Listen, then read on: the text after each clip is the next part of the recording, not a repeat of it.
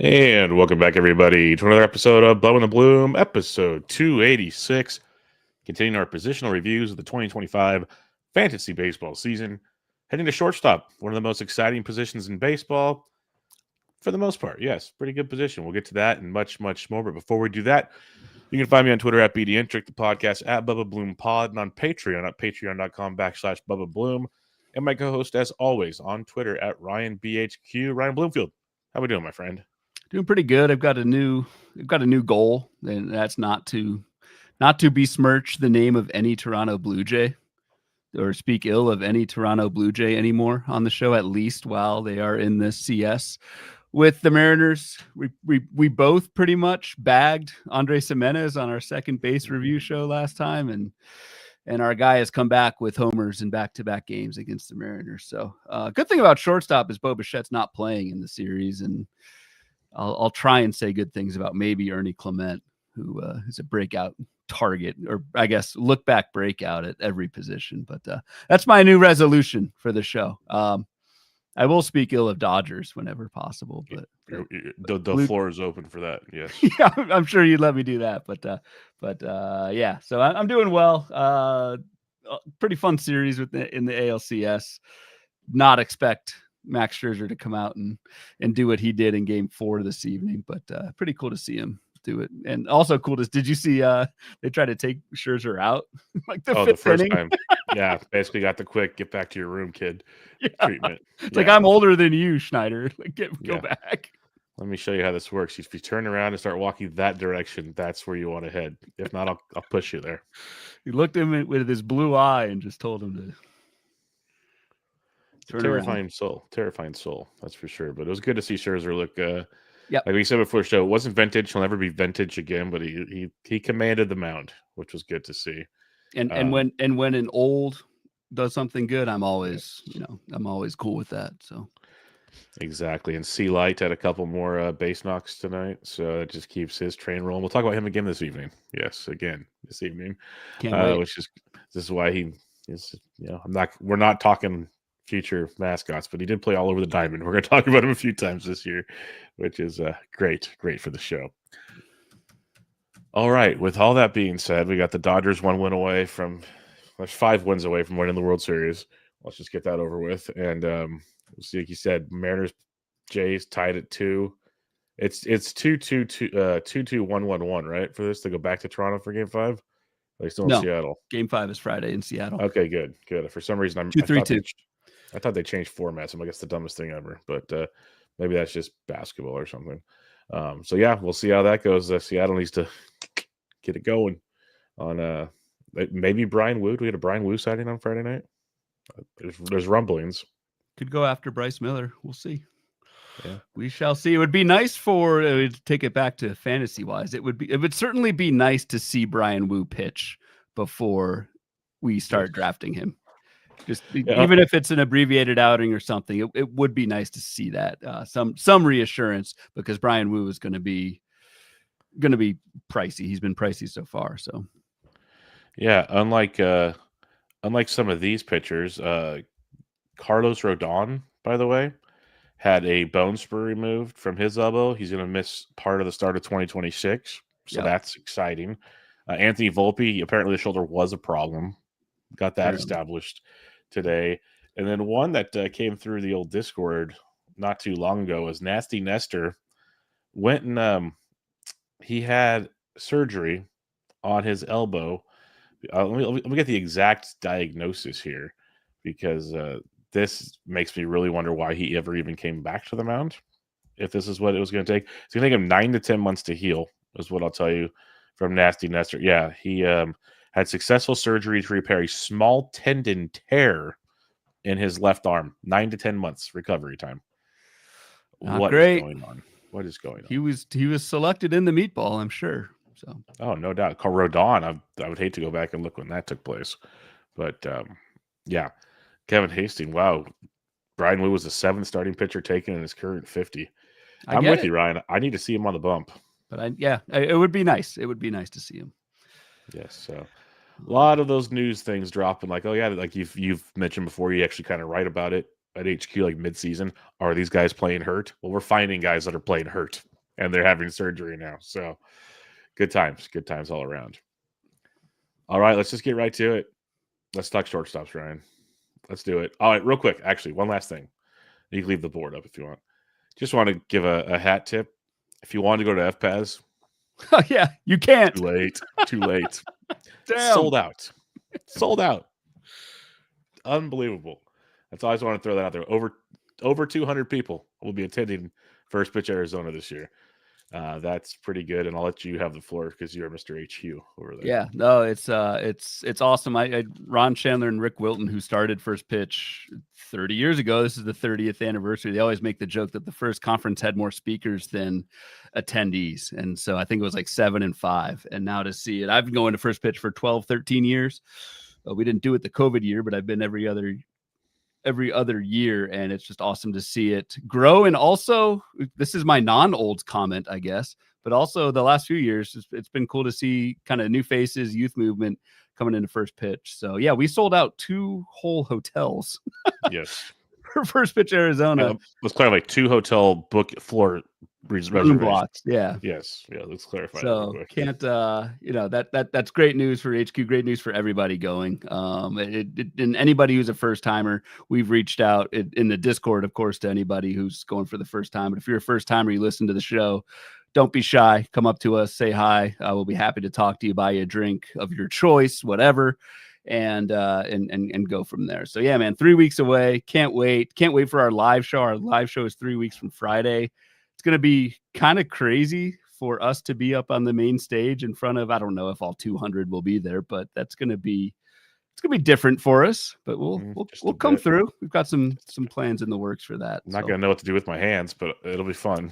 Just keep them above the table. That's all you need to do. I might have to just grab the mic and start walking around like it's a Tony Robbins thing. I don't know. Yeah. So I'm kidding, of course. Just don't hump the floor. We don't do that on this show because I probably wouldn't be able to get back up. So, especially the day after golfing. So, not going to happen over here. True. Nothing to worry about in that regard. All right. Just wanted to throw that out there. I thought that was pretty cool. I was actually playing golf today when I got that message, and really, really cool stuff to see. Must be nice. It is. It's very nice, actually, for once shoe on other foot. All right. Shortstops, Ryan. What are we looking at on this wonderful Bloom board on a Thursday night? All right. Shortstop. I think we all knew this going in, but this is validated. Very strong position in 2025. We are looking at the same board that we've been looking at for the past few positions. We've got the preseason top 30 ADP. So this is where these folks were drafted heading into 2025. It's not their current ADP for next year. This is a review show. We're sort of looking back and then comparing that with how each of these guys finished up per the Fangraphs player rater with color-coded batting average, home runs, and stolen bases from Oregon Duck Green all the way down to Indiana Hoosier Red. It'll go back to Rare Steak Red next week, but we got to give credit to the Indiana Hoosier fans. They locked up Sig too. And they locked up Signetti this week, earlier today, $93 million guaranteed. So good week for the Hoosiers. We're calling it Indiana Hoosier Red on the show. Huskers, you're on the clock. I don't know if that's I don't know that they may lose their coach. So yeah, you are on the clock, Huskers. Yeah. So but that's what we're looking at. Shortstop. So just to put some numbers to this, very, very elite position. 5 of the top 20 overall players in the Fangraphs player rater, 5 of them were shortstops, and out of the overall top 100 across the entire player universe, this includes pitchers, there were 16 shortstops out of the top 100. So when you made the comment last show, Bubba, about second base and how kind of bad that position was, and to make sure you get your middle infield in most cases from shortstop, that's kind of what you mean. As we'll talk about, and you can see in these ADPs, there is a difference between a position being quote unquote deep and also being able to get good shortstops in the middle rounds, because so many shortstops get drafted so early. It's a little bit misleading to call it a deep position because they get gobbled up so quickly, as they should. This is, I think, pound for pound, the best position in fantasy. And I think 2025 was no different. Yeah, no doubt about it. Like we say, it's a top heavy position. 9 of the first 9 shortstops went in the top 52 picks, period. Yeah. That's so basically not even 3.5 rounds of a 15-team league. Gone, 9 of them. Um, this is why we talk about, you get one of your early ones because they're also most of them 5 category studs. Most of them, and that's a big game changer. As we've talked about other positions, these guys might be good in 3 categories, 3.5 categories, whatever. Shortstops bring it, and then you have a gigantic pocket of really good secondary options. If you don't take one early, you can double tap. If not, you get your middle infielder. I will say, if you're looking at the Bloom board, if you're on YouTube checking this out, the color coding is compared to other shortstops. I guarantee you, well, I can't guarantee you, but it feels like if we did this just against baseball in general, it might be even more green because these are actually Yes. compared to the board we looked at last week. A lot of these guys are hitting like 245 or better, and they're like in pink. Yep. And so they're actually really good, is my point. You have a lot of double-digit power guys, a ton of speed, a ton of speed. Another reason why your middle infield, to me at least, should be a shortstop. I'm not going to speak for Ryan, but it sounds like he kind of agrees. So a lot of 20-plus steal guys. Before I take all the things that stand out, Ryan, what else stands out to you when you look at this board? Yeah, just not too many busts near the top. We'll talk about O'Neal Cruz and Corey Seager once we kind of get to them when we go player by player. If you waited at shortstop, I remember we talked about the kind of the Dansby Swanson cliff. Yeah. That was kind of a cliff, but also right behind him, we talked about Bryson Stott already, but Ceddanne Rafaela, Michael Garcia, Zach Neto. Yep. And that You was could have, injury induced, but yes. yep. Trevor Story later on, that you could have waited. Hell, even Jacob Wilson, Otto Lopez late later on. You could have waited at shortstop for your middle infield, your second one, and done pretty well. So, yeah, lot of speed, like you said, a lot of good batting average guys. Not the most power in the world, but still, this is the hell of a position. Yep, it is a great position, and it's led off by the number 2 pick in the drafts last year, Bobby Witt Jr. And this stands out to me quite a bit. We talked about it. I talked about it with Ben on Tuesday because he's one of the top 20, 30 most accurately projected players. But people felt like Bobby Witt Jr. had a down season, and that's only because he hit 23 home runs, Ryan. Dude still at 295, hit 30, or stole 38 bags. Like, it's still a great season. It's Bobby Witt's third or fourth straight season with at least 30 bags. Yes, a little bit down in the power departments. That happens. But the skill set is still very, very elite with Bobby Witt Jr. And I think he was the second overall hitter on that sheet from Ben, and he finished 7th overall, which is still a mid first round pick, but it's not what you paid for essentially. But where I was going with this is first shortstop off the board, still finished first at the position for people that thought he had a down season. Correct. And it's weird that, and I still get the point that if you took Bobby Witt, you are still a little disappointed, which just sounds bizarre because he did finish first at the position. You mentioned the home run dropped to 23 home runs. I mean, the batting average dropped 30 points as well. Remember, he hit 32 or something. Yeah, but let's be fair. Who walks into a season and drafts someone and goes, they're going to hit 330? Like, Agreed. Let's all be realistic when we walk into the room. But I think the biggest reason why, if you took Bobby Witt, again, fine pick, you'd do it. Your other two options were Shohei Ohtani and Aaron Judge, and they, yes, different positions. But I mean, I remember a bunch of folks. I think Witt was your number one over Ohtani, and that was not a going out on a limb. That was a semi-common thing. It was just if you took Witt, that means you did not take Ohtani or Judge, and I think that is also kind of for anybody who had Witt, somewhat disappointing part, and that's not Bobby Witt's fault at all, but just wanted to throw that one out there, as those were the clear kind of 1, 2, 3 heading into the season. And Witt was, like, if I look at the Fangraphs player rater, Witt was a $31 player, and Aaron Judge was 48, Ohtani was 43. So no shade at Witt, he's still number one next year. Yeah, he's still very, very good. The second shortstop off the board at an ADP of 4. Now he didn't really live up to the ADP of 4, but still very good as well. 4th shortstop overall on the season. That's Elly De La Cruz, hit 264, which I think a lot of us, that might have been more than we expected from Elly. Yeah. Yep. 22 homers, not what we expected from Elly. 37 stolen bases, still pretty good, but not that insane 67 that we saw the previous season. Again, should not have been expecting that. But very good season from Elly De La Cruz. Massive kind of pooping of the bed in the second half, which has been well documented on this show and elsewhere. So to see the final stat line, great. Head-to-head leagues, he crushed you when all things are said and done. But where are you at on Ellie? Because I think it's just going to be a volatile profile, I feel like, for a while, even though there were some nice improvements.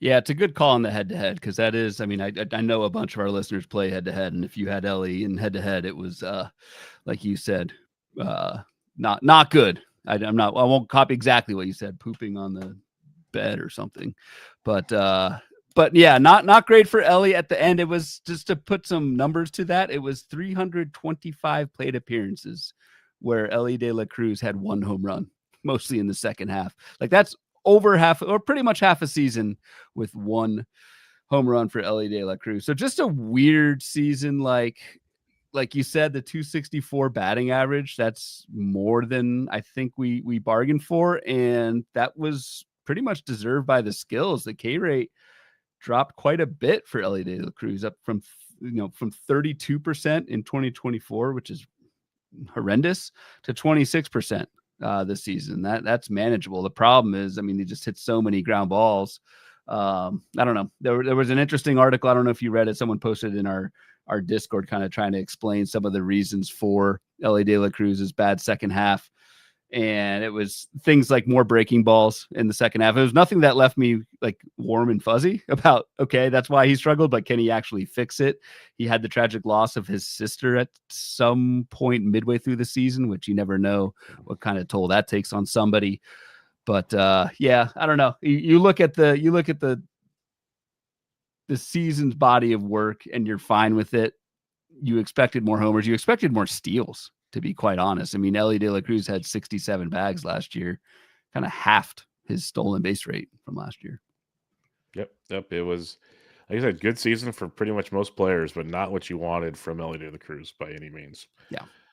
Gunnar Henderson, third shortstop off the board, ADP of 12, finished ninth at the position, 274, 17 homers, 30 steals. This is a tale of a lot of stories, it feels like, with Gunnar, to be honest. If you look at his season as a whole, like you saw a guy that up to 30 bags, still 20 bags in the second half, Ryan. Yeah. Ran wild. 10 in September. Yeah, it's crazy. But like the power just deplenished. His quality of contact just dropped. Like 8.5% barrel rate, 49% hard hit, still good, but the barrel rate dropped quite a bit. Like the dude had 46 barrels, 53 barrels, down to 38 last year. There's a lot of, and I'll dive it in, I guess, to what Gunnar Henderson did this year. Like for age 24 season, last year he came off the injury type thing. Like, okay, here we are, but not what you signed up for. Not what you signed up for. Maybe depending on when you drafted. Because remember, Gunnar, did he miss the first part of the season with, it was an oblique that he struggled with throughout pretty much all of spring training. Can't remember if he made opening day or not, because I didn't draft Gunnar. No, he started the season on the IL, did not make his debut until, looks like, April 5th. So you always wonder, did that linger? If it did, how long did it linger? But I don't know. I'm not really pinning the struggles on that, just because the second half was pretty rough too, especially from a quality of contact standpoint. So not really sure what to do with Gunnar for next season, but this was one where I think everyone kind of expected a step forward for Gunnar Henderson in his age 24 season, coming off what he did in 2024. And that didn't really happen. Salvaged it a little bit with the 20 second half steals, but certainly wanted more than 17 bombs from Gunnar, and the lack of power, the drop in barrel rate, like you said, kind of supports that drop in homers from 37 down to 17. Yeah, so I'm still interested in Gunnar, especially if the price becomes affordable. But why draft any of these guys when they need to put respect on the name of Francisco Lindor? That's my guy. I'm just gonna throw it out there. Consistently, it was your guy. Yes, I kept pounding the drum of, yeah, just give me Francisco. And he had already taken him this year, folks, in my one draft so far. 15 ADP of 15, fourth off the board, finished second at the position, 267, 31 and 31. Nearly 3 straight 30-30 seasons, had 29 steals last year. Had at least 100 RBIs 3 straight years, at least 86 RBIs, 100 runs the last 3 years. Play discipline still elite. Batting average, you might want more. Maybe that's why he drops below some of these guys, but still pretty dang good. He's awesome. I don't have a ton to say about Francisco Lindor, except like I'm shocked he continues. And I understand like the player pool's deep. We even talked about it when we recapped the meatball draft that there's a ton of first round valuable players. Somehow Francisco just doesn't enter the conversation until maybe the end, which blows my mind. Yeah, I mean, I could make the case there's no higher floor of any first round hitter. Maybe J-Ram in terms of just year to year consistency. Probably Otani's there as well. Judge, but you, especially with the elbow or whatever coming into this offseason, you don't know. I could make the case that Francisco Lindor has a top 3 floor in all of baseball. Really, for the reason you just said, is essentially 3 straight 30-30 seasons. The other thing Francisco Lindor does, and I've said this before, I'll say it again, is he plays every single day. Played 160 games this season, and I believe that is a skill. 732 plate appearances this season, 689 the year before, 691 before that, 706 the year before that. Just racks up monster plate appearances. And like, yeah, that means his 267 batting average, like that's not helping a ton, but man, this was great. And this is why the Gunnar Henderson pick stings even more, because he could have had Lindor if he just took Lindor instead. I think it was one of my arguments as we were getting closer to draft season on this very show. I was like, why are we so excited about Gunnar Henderson, who's actually hurt at the moment? And don't forget, Francisco played 160 games. Remember when he had a fractured toe and I thought my season was over? Didn't stop him. I vaguely remember that. When was that? Yeah. It was sometime in the middle of the season. So like it wasn't all-star break, but some in the middle. It's like, oh no, he's gonna miss at least an IL stint, right? No, he missed like a game. He was missed back. 2 games he the legit, whole season. Yeah, he legit said it's just a pain tolerance thing. I'm like, oh, I remember that now. I for whatever reason that didn't stick out, but yeah, that's right. Yeah, didn't slow him down really. And usually you hear that and it's like, oh, I don't trust the player. He's playing hurt. What's he doing? Medical staff come in here. LOL Mets. None of that was the case. Yeah, it's like our next guy, Mookie Betts. He actually was hurt and said he was fine. He had a virus, lost weight, didn't affect him. He admitted it at the end that it affected him. He was the 5th shortstop off the board with an ADP of 19. Finished 13th at the position. Still an okay finish, but not close to what you were looking for with your pick. Hit 258, 20 home runs, 8 steals. Like, he doesn't steal a ton, but 8 steals hurts.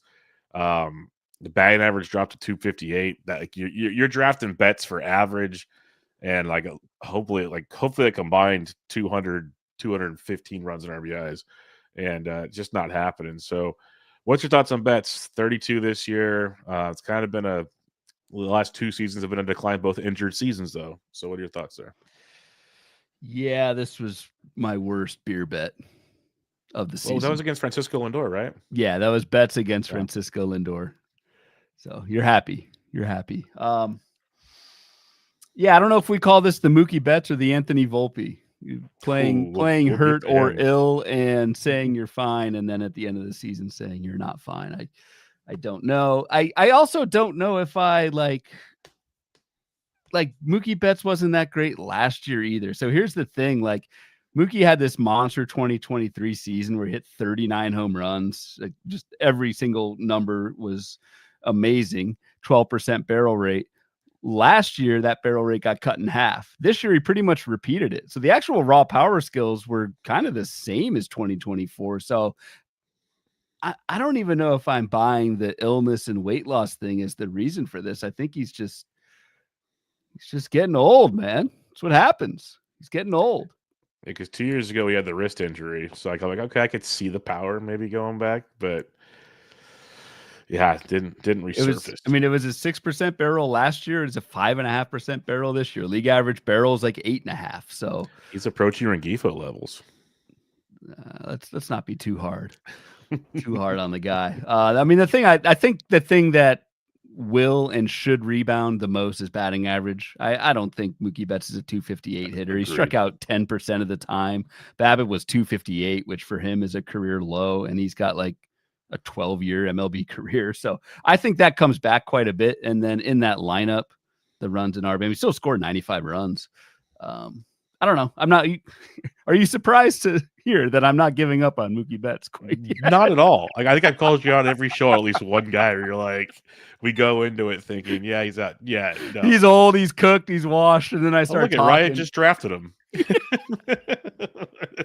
This has happened a few I did times. draft Verlander in the meatball. Had to do that, but I don't know, man. I'm concerned about the power. I'm concerned about him not running. I still think the batting average counting stats are going to be there, but no, certainly a down season. And to counteract that, it is also, I mean, further salt in the wound. It's not only Francisco Lindor, but Trey Turner went right after Mookie Betts, and so that was sandwiched between two really good seasons, and you did not get that with Mookie. Yep, that is very, very true. The sixth shortstop off the board at an ADP of 25, finished fifth at the position, a quiet fifth at this position. That is Trey Turner himself, and a lot of it is carried by that batting average of a 304 batting average, 15 home runs, and he brought the speed out of the bag. 36 steals for Trey, the most stolen bases since 2018 for Trey Turner. He only played in 141 games, but 94 runs scored. He did what you wanted Trey to do, which he hasn't done. Like, you'd hope the power to get back to the 20 home run level, but only played in 141 games, Ryan. I think all things considered, like a per game, very, very good. Kind of getting back to what you hope for with Trey Turner. But again, he's also 32 years old. So let's kind of temper things, I think. In his prime, like I like to say, 32. That's when I start drafting players, once they start turning 32. I wonder if we dodged a bullet with Trey Turner.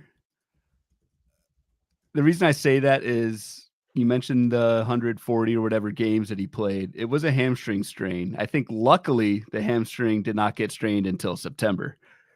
Would the season have looked much different if Trey Turner strained his hamstring in May? Would he still be running? Would we get that 30 plus stolen base total if that happened? Probably not. So I don't know. That's just something that enters my mind when I see a late season injury. It's like, damn, I'm glad that didn't happen earlier. And he came back. He played in the postseason, I believe, and so he's probably good for next year. But awesome season, 304 bat. He won the batting title in the NL.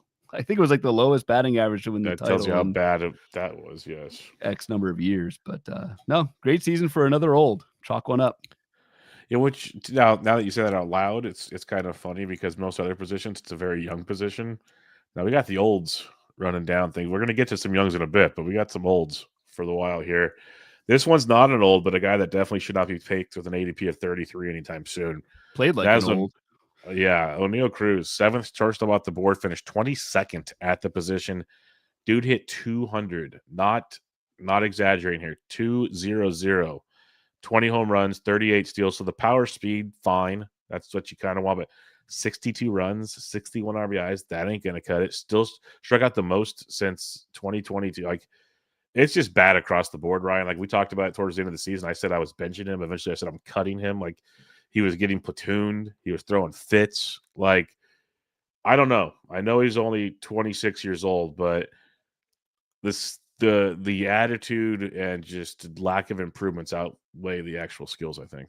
Agreed. And honestly, 26 isn't that, he's 27 now. That's not young anymore. Like, this is someone who should be in his prime. This is the biggest bust of the position for me. Like, yes, technically Corey Seager, we'll talk about, finished lower in the Raider, but that's because he was hurt. And so you could have looked for other options and done some things with your roster. O'Neal Cruz, I mean, you pretty much had him in every single day. And outside of the stolen bases, and 38 stolen bases isn't nothing, but just a killer in three categories for where you drafted him. You mentioned the runs and RBI. I mean, 62 runs, 61 RBI. Like, that's horrendous. It's not quite as bad as a 200 batting average, but it's pretty horrible.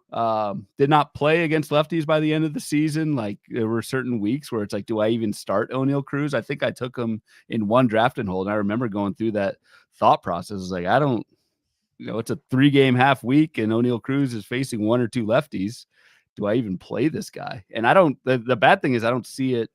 Like, why would we expect O'Neal Cruz to be any better next season? I agree. Yeah, I have no interest. He's almost like a full cross off my board for me.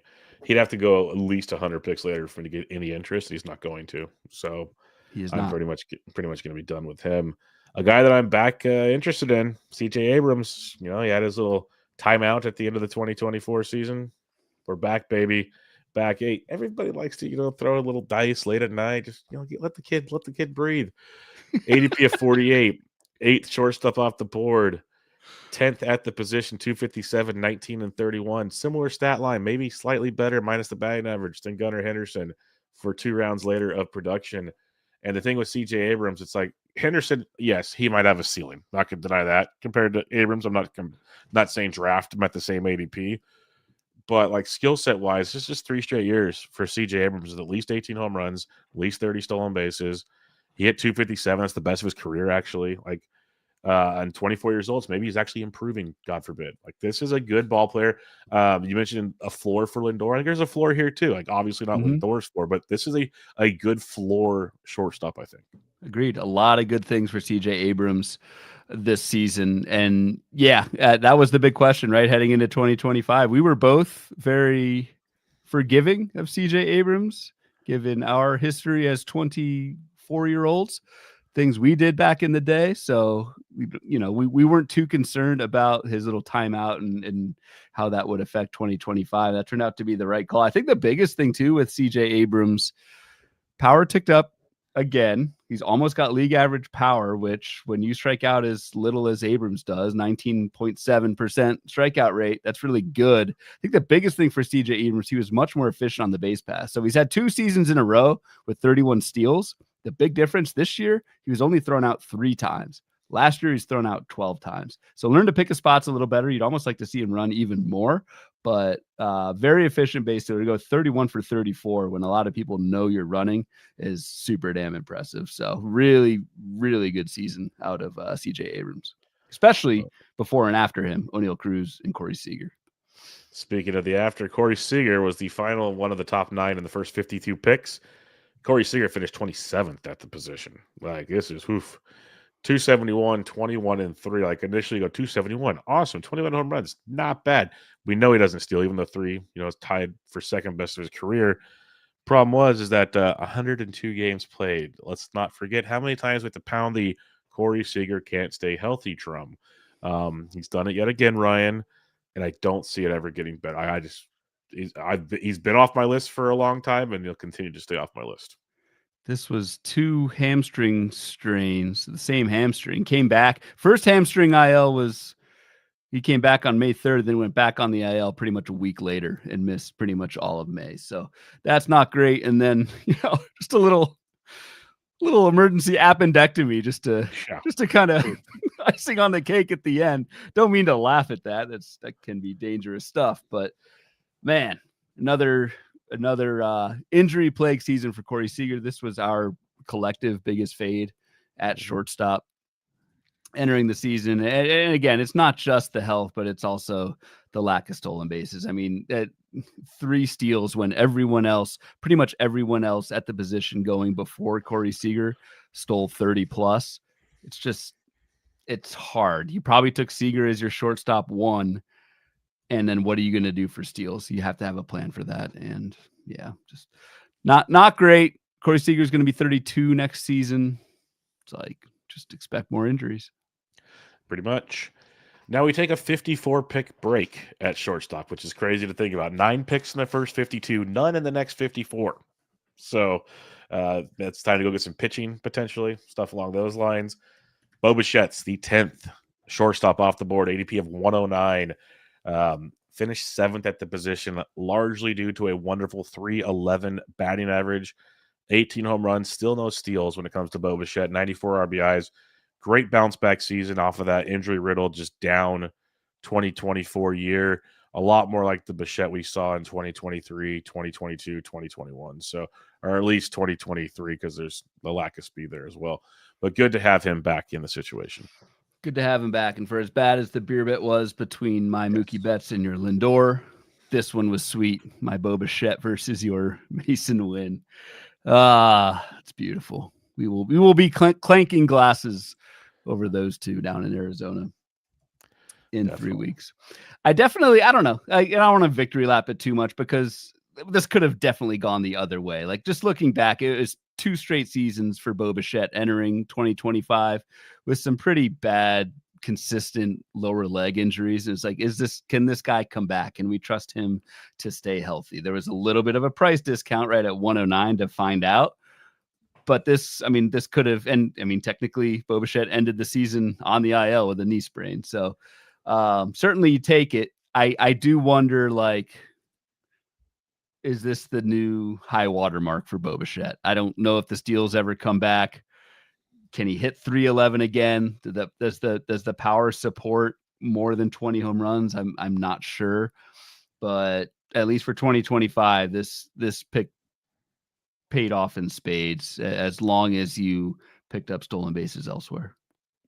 Yeah, if you got the steals elsewhere, you're sitting pretty. That's why, as good as he was here, I still feel better with him at middle infield than at shortstop at this level. But yes, and it's the other conversation which we'll have again for the 2026 preview. I feel like I have to get steals at this position.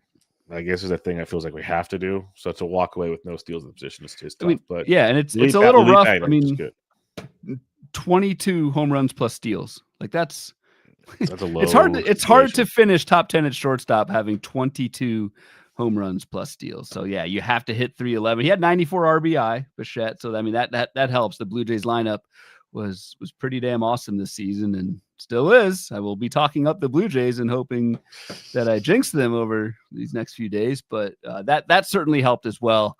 And I guess the cloud over this Bo Bichette thing for next year is where's he going to play? So something to worry about this offseason. Most definitely. All right, the 11th shortstop off the board also had an ADP of 109. Finished 15th at the position. Hey, 15th for all you haters out there. It's the nicest way I'm going to say it. Still got the job done here. 225. Dude, you were fighting off all the haters. It was Bubba against the world. I felt like Jon Snow defending the wall on this one. It was like, who's with me? Nobody. Great. Where's my dragon? Yeah, Willy Adames, 225. Yeah, Ryan's never seen Game of Thrones. I think. No, I don't. I mean, I kind of know what you're talking about, but I've never seen Game of Thrones. Like no shade. I've never seen Game of Thrones. With my sword. I've never seen Star Wars. I've never seen any of that stuff. So, oh my god, I'm weird. It's so well. It's amazing. It's me. It's okay. I'm gonna piss a lot of people off. I've never seen The Godfather, so which is crazy because I watch a lot of movies. So yeah. I keep telling myself every offseason I'm going to watch it, and then I commit to something else in the offseason that takes all my time, so I don't get to watch it. Willy Adames, 225 average on the season. That wasn't great, not going to lie. Did improve in the second half. 30 home runs, first Giant to do it since Barry Bonds in a season, which is awesome. He had 18 of those home runs in the second half of the year.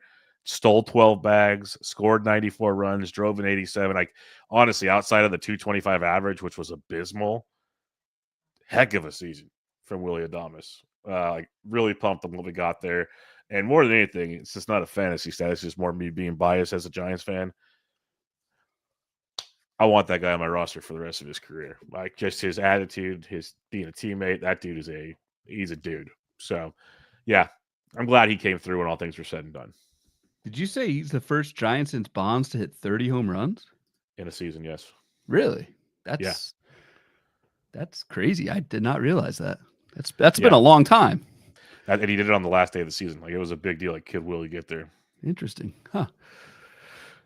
Yeah, no, good work fighting the good fight, doing your sword against horses thing or whatever you said about Game of Thrones. I don't have too much to add. I mean, you saw a ton of Willy Adames. Yeah, the 225 batting average certainly was a disappointment. I agree with that. But I think the biggest thing with Willy Adames entering the season was, would he run with the Giants? And I don't think anyone expected a repeat of 21 steals that Adames had last season, but to get 12, you certainly take that. That's only the second time of Willy Adames' career that he's had double-digit bags, so that was good to see as well.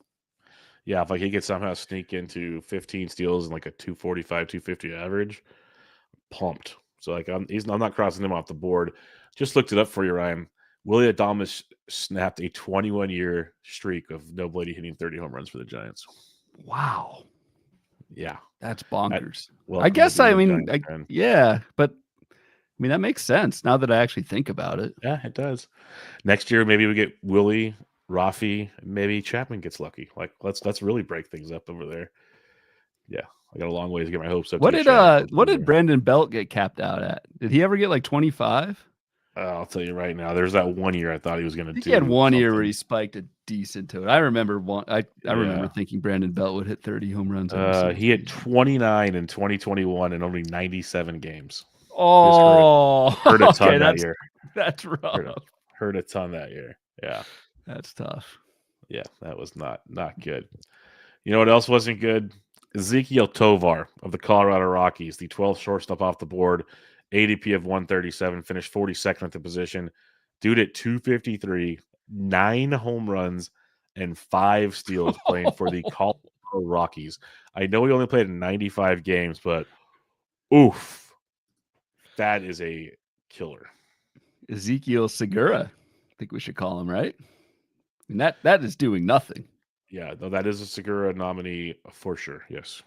So one of the clouds here for me is missed a month starting in mid-April with a hip injury, missed over a month with an oblique. Like I do wonder, do How we healthy write he this actually off? was. Yeah, like how healthy was he in between those stints? How healthy was he in the second half? Certainly was not effective. So it's certainly disappointing if you took Ezekiel Tovar for sure. If I'm thinking 2026, this without diving that deep, this feels like a decent rebound candidate. I do think 2024 was the high water mark for Tovar. Like this guy did not have 26 home run power, in my opinion, but certainly wasn't expecting 9 and hope for a better batting average. So just one of those, like, I don't want to say good process, bad result, but pretty much the season was washed away by injury. I just Yeah, don't know that's how fair. much it affected his play.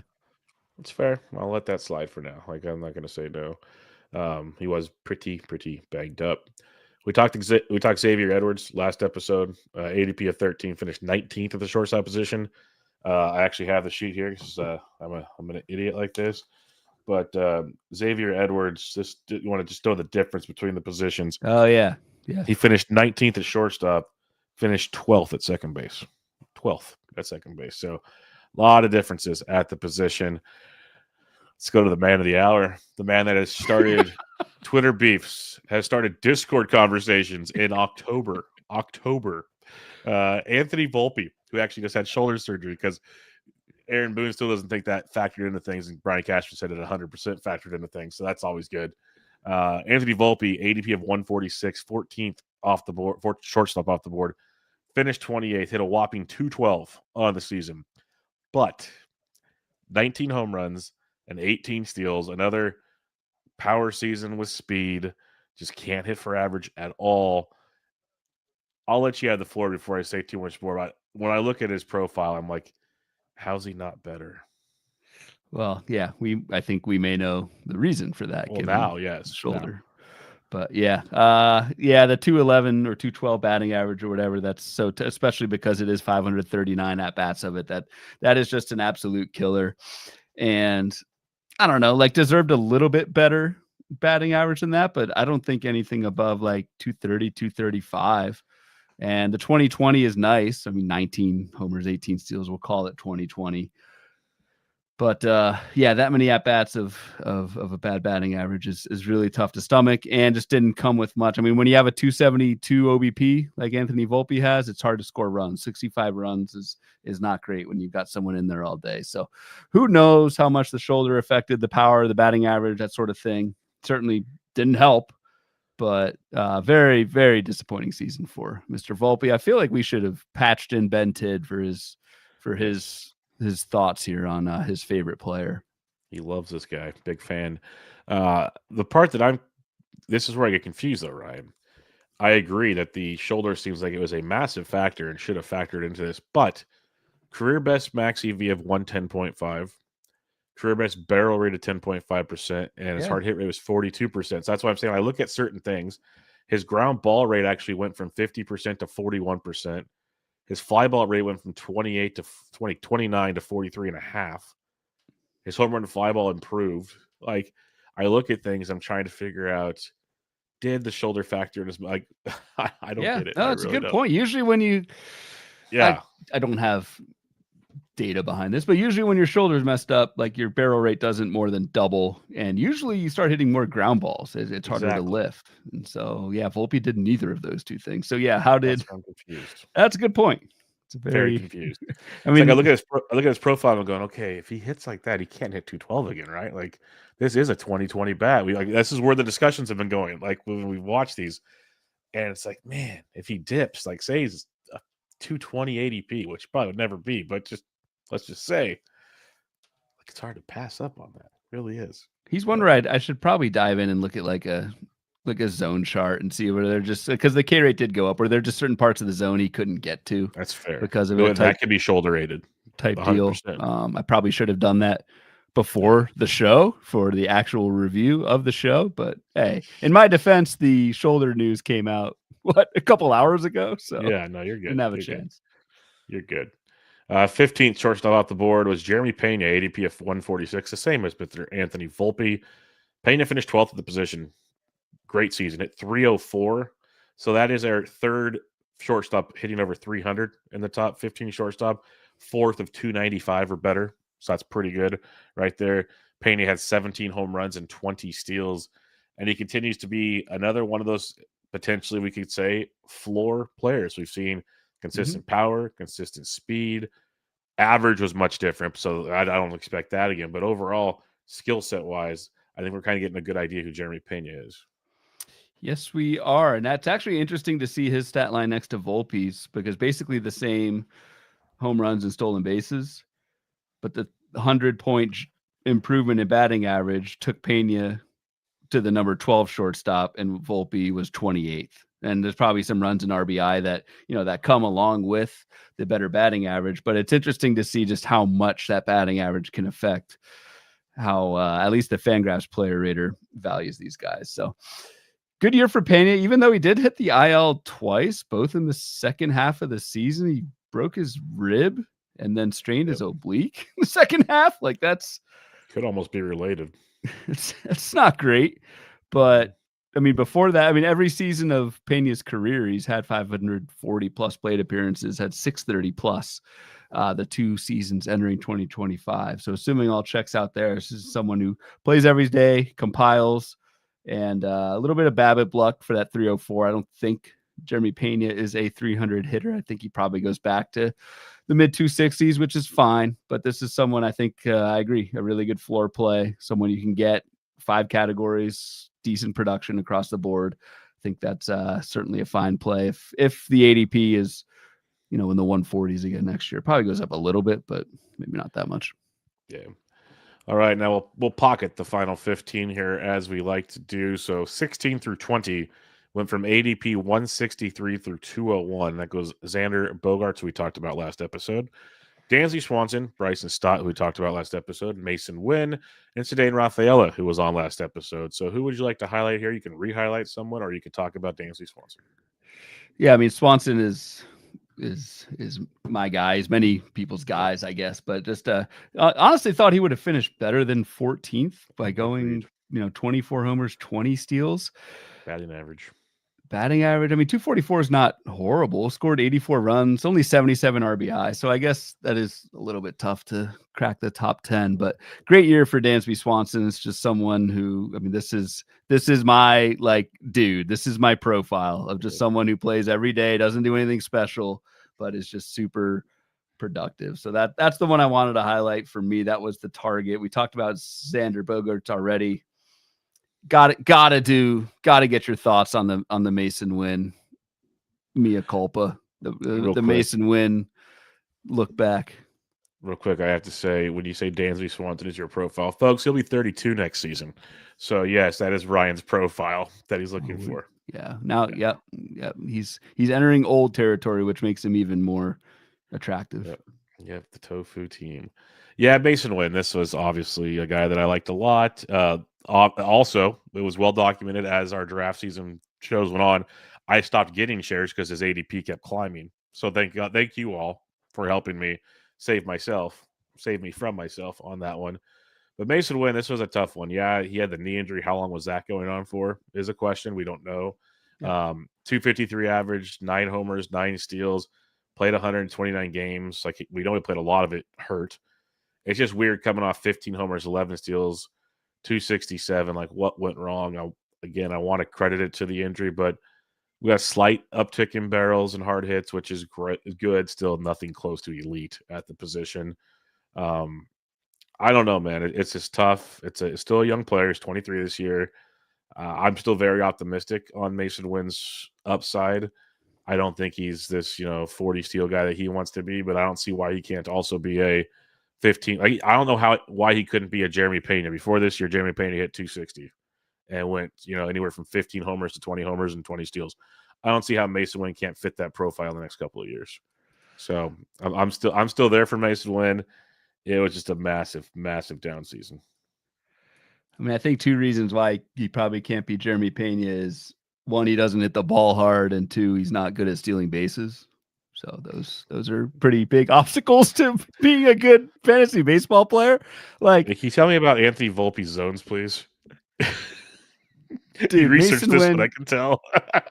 I could go on Mason Wynn for a while.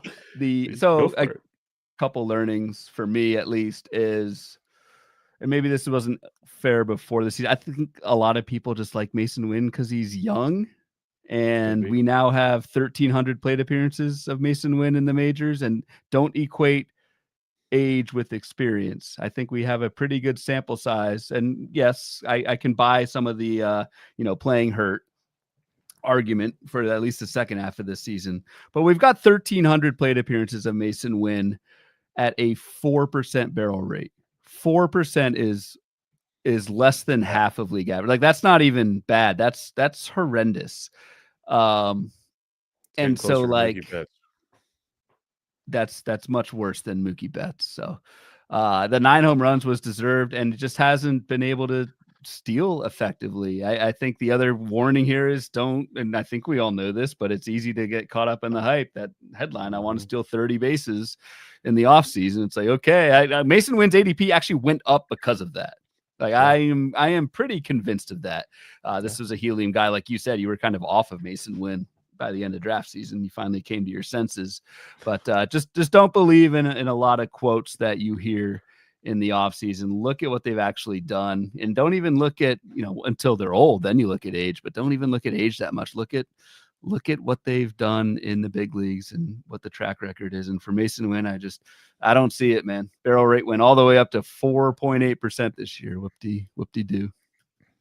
So you're saying if he keeps improving, we're getting closer to 6%. Yeah. And in 2 years, 8%. Yeah. Actually, yeah. So by the time he's 33 years old, he'll be your profile. I'm in. There you go. So, yeah. I doubt I'll have any Mason Wynn this year. Like I said, I'm still a believer in the kid, but now he's almost at that phase where you prove it to me. Do something. Yep. All right. Shortstops 21 through 25 went ADP 213 to 245, so much more condensed here. Miguel Garcia finished 8th at the position. Zach Neto finished 11th. Carlos Correa finished 30th. Big Slick Willie finished 38th, and Joey Ortiz 36th. So we're starting to get down to some shakier shortstops down here in the next, the final 10 at the position for the draft. Final 10. Zach Neto was like, well, Miguel Garcia for sure, but we talked about Garcia in the second base episode. Zach Neto is really the one we have to highlight, right? Like, one player does not make a trend or make an example, but it's just someone we hear all off season. I think generally it's good advice, right? Don't draft injured players with a shaky timeline. I don't think I am now going to start drafting them more, but just know that's not 100% hard and fast rule. Like Zach Neto, all off season, it did not sound good. Actually, it didn't sound like anything because we didn't hear any information about Neto's recovery from a pretty bad shoulder injury at the end of 2024. Dude missed a few weeks, but came out and just 14% barrel rate, 26 home runs. Probably would have gone 30-30 if he didn't get hurt. But hell of a season for Zach Neto. It paid off in spades if you took Neto outside the top 200. That's where he was going pretty much consistently all draft season. And actually in main events, what we've got here is 222. So it actually went down as we got closer because of those injury concerns. Again, not saying start drafting injured guys, but just know it's not a foolproof plan. Yep, Neto is a guy both of us liked a lot, actually. It's just we were both nervous with the injury. So big bummer in that regard. I don't really have much else to say. I will say Carlos Correa. Every year he kind of piques my interest. I never really draft him. It's more so because he hits for average every year. Yeah. And then you're just open for him to hit 20 plus home runs because he'll drive in 80 RBIs at least.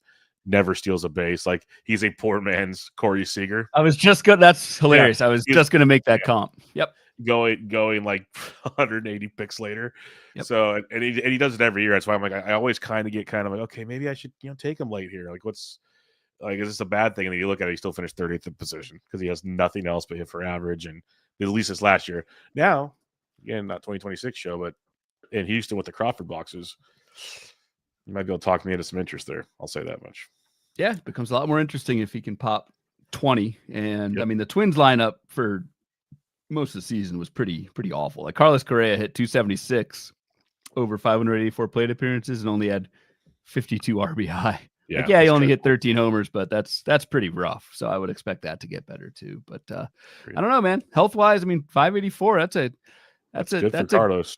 That's a good number. And really, like, I know I'm cherry picking the stats 100% here, but has gone 580 plus in 4 of the last 5 seasons. That's almost called a That's trend. kind of nuts. It's kind of nuts. All right, the final 5 with the position: 26 through 30, ADP 247 to 363.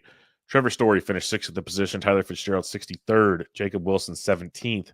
The bus driver 20th. Jose Caballero 24th. Another 49 stolen bases. I think there's only one man to talk about here. Well, there's a couple, I guess. Yeah. But Trevor freaking Story. That's all I'm gonna say. I mean, I took Story on a good number of teams just because the price was so cheap, 247. I could have, if you told me before the season that Trevor Story would steal 31 bases in 2025, that's believable. 263 batting average and 25 bombs for Trevor Story. I would not have believed that entering the season. So, forget who I talked about earlier. Oh, Josh Naylor. I said if you took Josh Naylor, I said on the first base episode, you got lucky.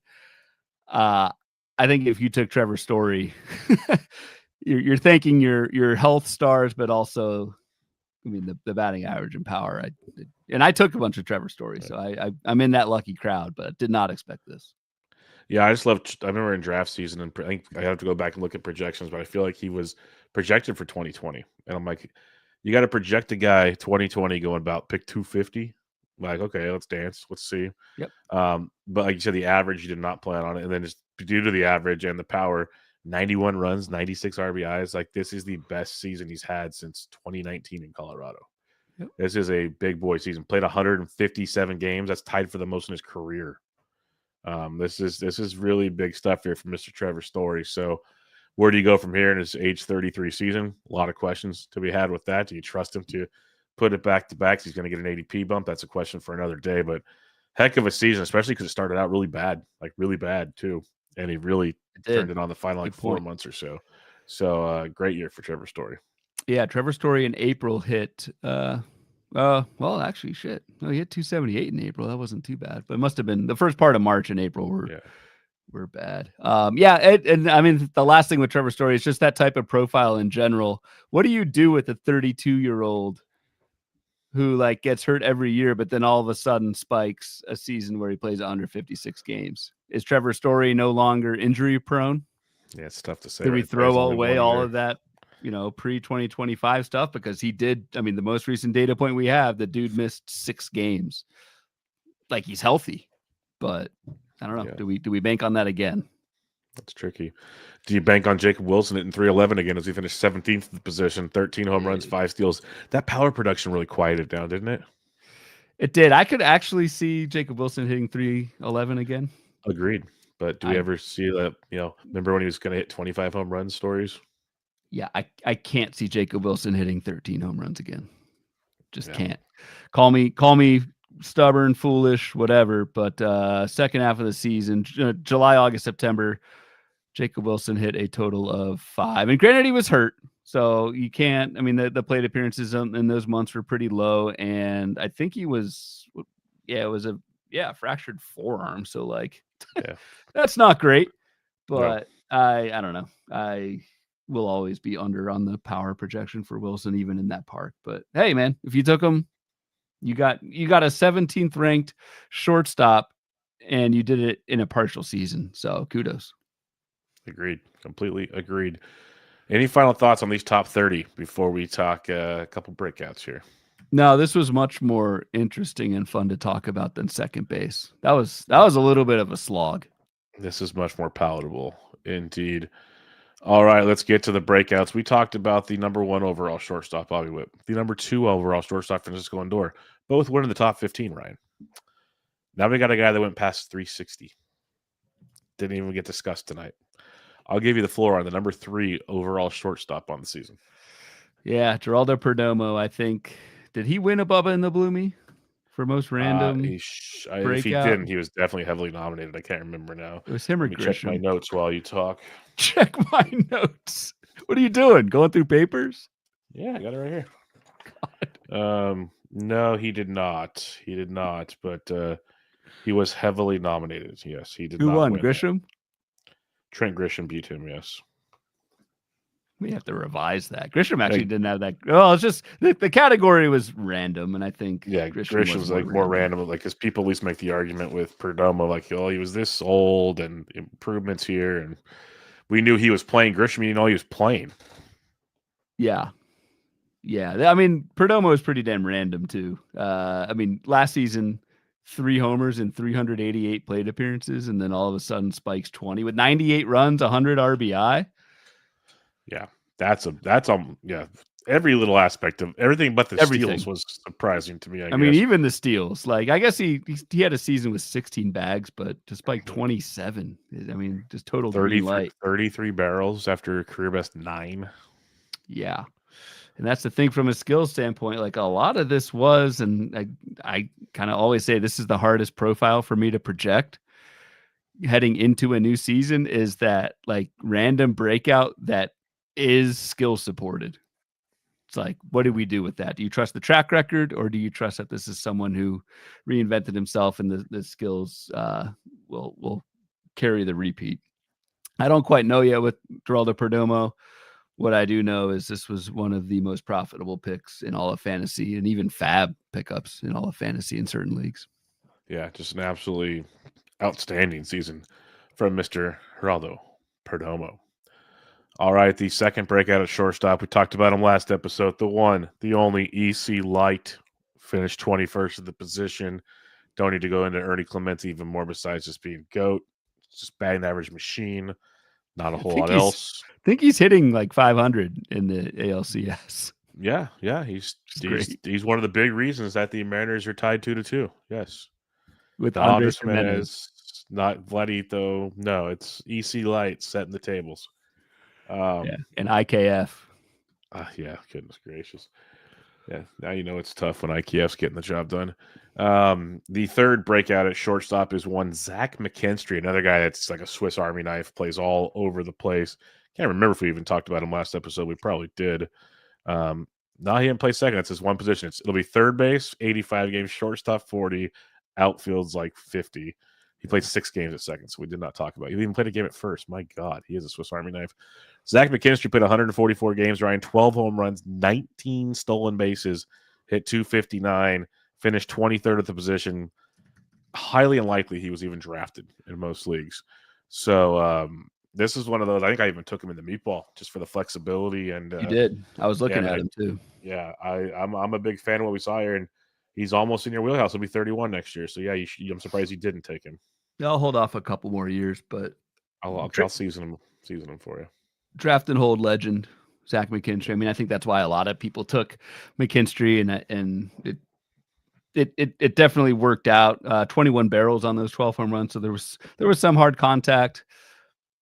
The 19 bags is awesome. For me, the biggest thing was the jump in batting average. I mean, this guy hit 215 last season, basically the same strikeout rate each of the last 3 years. And that batting average went from 215 up to 259 this season. That's what BABIP can do for you. Spiked to 314 BABIP when pretty much Zach McKinstry's career has been around a 280, 285. So don't know if this dude hits whatever 260 again, but hell of a year. Kind of a, I don't know. Don't know if I'd call it a full breakout, but super useful in deep leagues and drafting holds. And one other thing I'll highlight that people might go, well, maybe he just got caught a break because of injuries. No, he's played 144 more games 2 of the last 3 seasons. So the Tigers want to play him, it feels like, if he's able to play. That's a plus as well. Kevin Hastings says McKinstry had huge home road splits, which is I just pulled him up. correct. Let's check it out. Wow. 10 of his 12 homers at home. Hit Which is crazy to think about.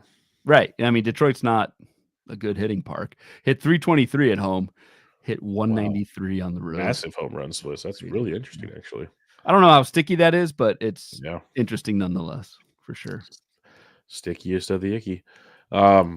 Any final thoughts here at shortstop before listener questions? It's a loaded position, and so much so that it feels like Perdomo was a massive one outside the top 30 taken, but like EC Light, McKinstry, they're really good, but we weren't going to plan on drafting them most likely, anyways.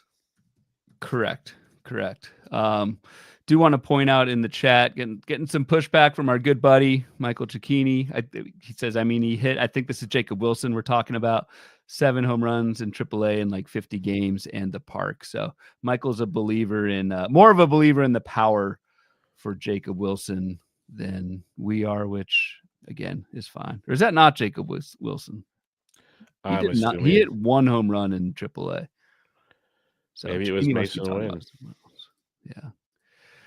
If we actually edited the show, you should probably take out that last minute of the show. No, we don't do that here. This is raw and unfiltered. We run it live. Bikini, what were you talking about? 12th round. Oh no, who knows? Anya? No, he wasn't. All right, let's talk. Jacob Wilson sucks again. That's the conclusion. Listener questions from the Discord here. Professor Chaos says, should there really be a 30-pick difference between Pena, Adames, and Bichette? There was. I agree. There probably shouldn't be. They're all pretty close to each other, but yeah, that's what we do. Not next year, but this is looking back. So this was the ADP entering the season. So that gap will not be there again. BP says, I know you would just be guessing, but what caused Ellie's fall off from July on? His performance plummeted, maybe injury. I know he dealt with the loss of his sister. Maybe that. Can he do a 25-50 next year? Can he do 25-50? Sure. I wouldn't project it. I just think there's so many ground balls, and perhaps pitchers did figure something out with the changes that on how they pitched Ellie De La Cruz. Again, there was an article linked in our Discord. I will try and pull it up, but I don't know. I don't think the ceiling is quite as high with Ellie De La Cruz as we originally thought. I still think he's a fine first round pick, more just kind of middle first round. Martin Sikulski says, why so much love for Jacob Wilson, even with a big home run output by his standards, plus hitting over 300. He was 17th at the position. He's a mid to low tier middle infielder. So I guess my question is, should he be drafted in the top 20 rounds next season? I say no, but he will be. Who is this? Jacob Wilson. Oh, it's my guy. Should he be drafted in the top 20 rounds next season? No, I don't think so. But he will be. Aaron Gift says, please just tell me not to draft Corey Seager again. I can never resist taking him when he falls in drafts. Just message us. We got you. Don't ever draft Corey Seager again. Yeah, agreed.